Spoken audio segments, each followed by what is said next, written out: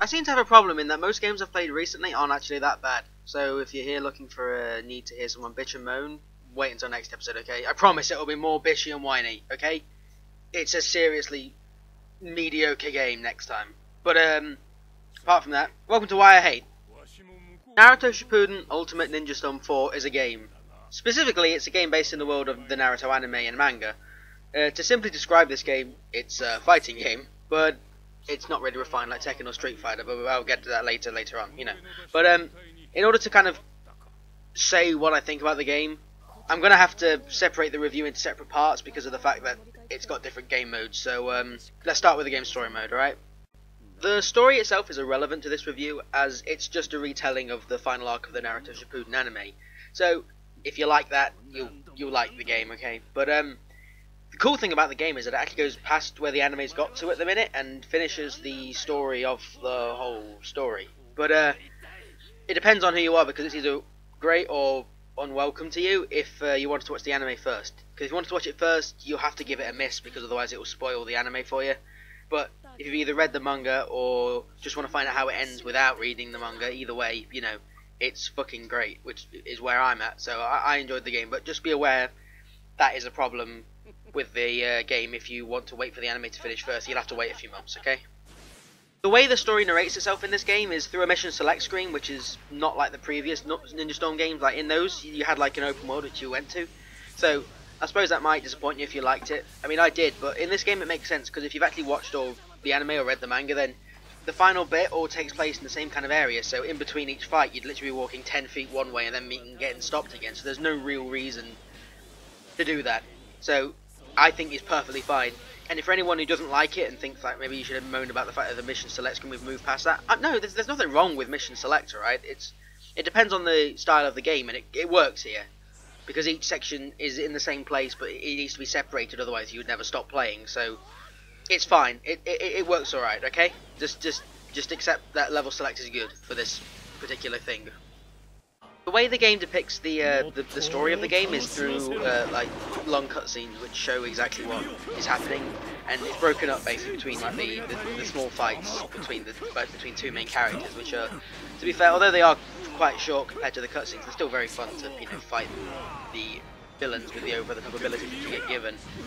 But it doesn't exactly go small on anything. So like some of the massive, essentially monster fights from the anime, you still play as. It's exactly the same as the small characters, but with that sense of scale, which is quite cool. So like you can still play as like Kurama, which is Naruto's tail beast, if you know the anime, or the Sasuke's Susanoo at one point. So it's still, you don't lose out on any of those parts of the anime in the game. They're not all cutscenes, which is always nice, and they don't really feel forced. Like they're not added in just because they want them to be added in. They're added in obviously because of the anime, so it's all part of the story, and it doesn't not make sense, and the game flows quite nicely.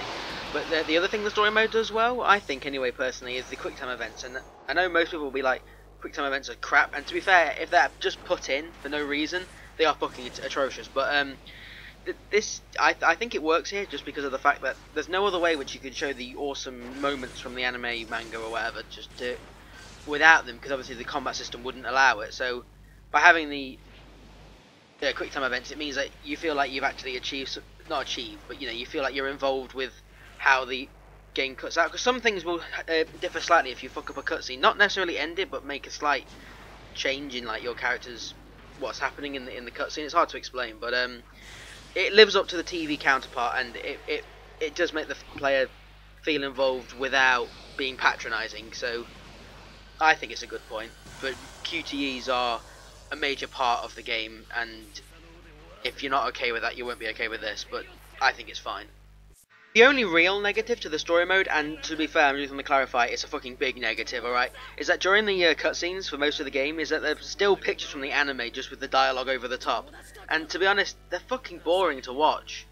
They're just, it's just dull to look at the pictures, and especially if you've watched the anime before like I had, you know what's happening. You'd rather they just not bother with that stuff, even if I don't know how else they could do it without doing what they did before, which I'll get to, but it's just a bit crap and dull and boring, and oh god, it just goes on and on and on when you have like 10 minutes of the fucking thing. And I don't think if you've watched it before, you can say, well, you don't need to watch it anyway. But if you haven't, I don't think they do a very good job at telling you what's happening anyway. So it's not for anyone's benefit. I don't think. It just feels fucking lazy.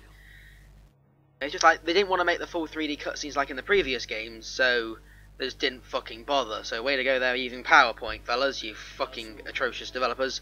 And like I said, they just feel really cheap. But that's mainly because in the previous games, 2 and 3 and whatever the other one was, they used mostly 3D cutscenes, even if they were just 3D characters standing around talking. At least it just didn't feel like a still screen to watch, which is just admittedly crap.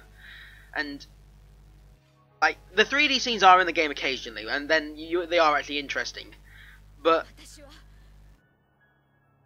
you know the only reason they did that is because, like I've told you earlier, that the anime is kind of on hold because of fillers at the minute. So they needed, in order to carry it on, they needed to make their own visuals. So they made full cutscenes. So it gets better, but you know it's only because they had to rather than because they wanted to. And they're really good. And it's like if they did that for the whole game, it would be nice to rewatch the cutscenes. But as it is, if you're replaying the game, you're just gonna play the fights, I think. So it's really bad. It's just dull and it feels really lazy. So remember that there is a really bad side to the story mode, and that's it. Just lazy cutscenes for most of the game. If you want a time frame, of course, when you want to know when it is, it's basically when Naruto and Sasuke actually wake up with their new abilities. Just for people that know the anime, that's when it turns into a full 3D cutscenes event. There's a few bits before then, but it's only here and there, and this is the rougher ranty bit. It's just lazy. So yeah, fuck those guys.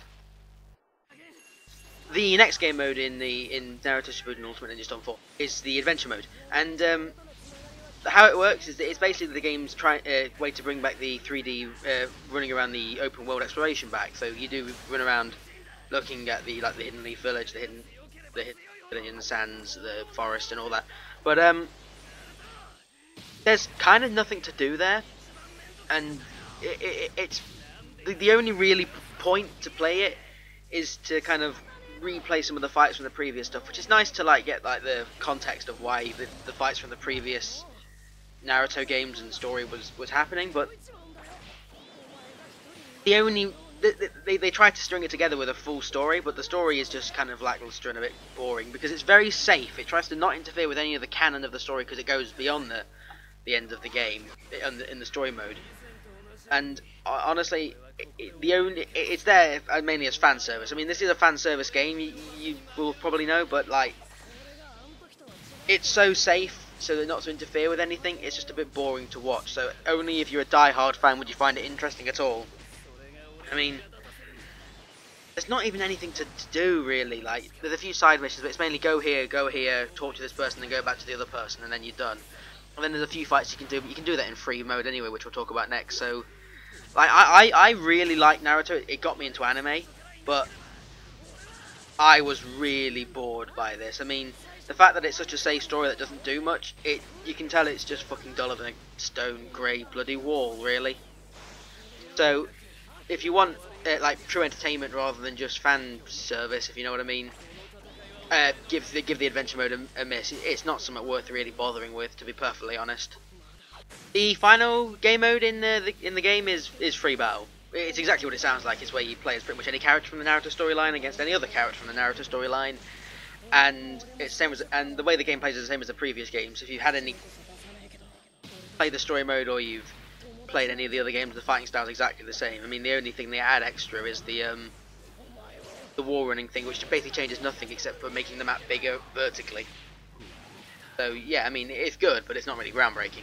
But I mean, it basically plays the same with the other games. Like you have your characters that you can fight, you have support characters with different abilities just to help you out slightly, and it's basically just a slightly not as refined Tekken style thing where you just take health points down to 0, and then whoever is on 0 loses.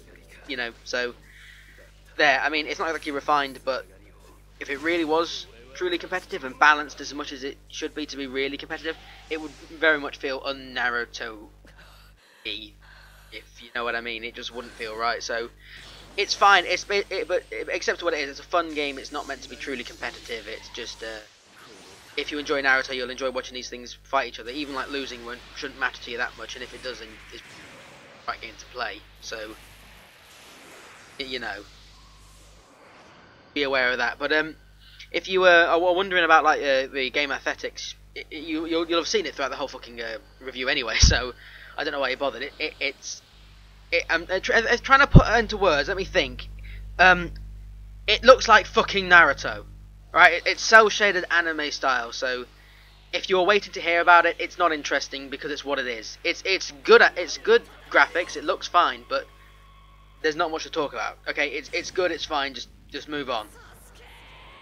So to summarize everything, you know, I honestly think the story mode is a really fun thing to experience if you've watched or read the Naruto everything, and adventure mode is kind of cool to look around the areas of Naruto, and the free battle is a fun little time waster to experience with anyone you so choose, be it stranger or friend or whatever. But in short, if you're a fan of Naruto and you like games, you should enjoy this. You know, there's no reason really not to. But if you've not read it, if you don't like it, if you've not read it or you've never heard of it before,